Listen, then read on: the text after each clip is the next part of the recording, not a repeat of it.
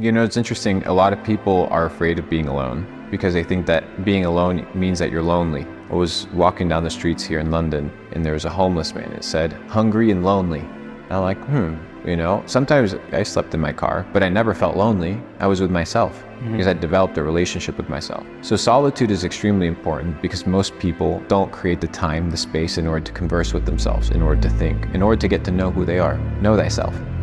Why? Because if you know yourself, you know your tendencies, you know your habits, you know your behaviors, you know what you're good at, you're bad at, what's your weakness, what's your strength. You can develop a strategy, a plan to build yourself up.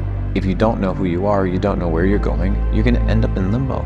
Solitude is key because it creates the silence and the space in order for you to grow. And in the darkness, putting in the work, in the quiet hours, that's where winning is made. I always refer to the example about how you have to keep creating into the void. You don't know where you're going, where you're looking, until it only takes one flicker of ember of light and then it illuminates your whole path.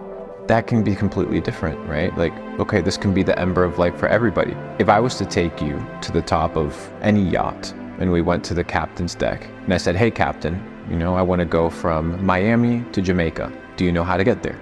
Within 10, 15 seconds, maybe 30 seconds, he would tell me what port we're going to and how we're getting there. For 99% of the journey, he will not see the port of arrival, but he knows where he's going. You just have to follow the steps. So you don't have to, it's not this darkness, no. There's no confusion. It's very clear. Once you know what you want, just do retroactive steps on how to get there. You're not special. I'm not special.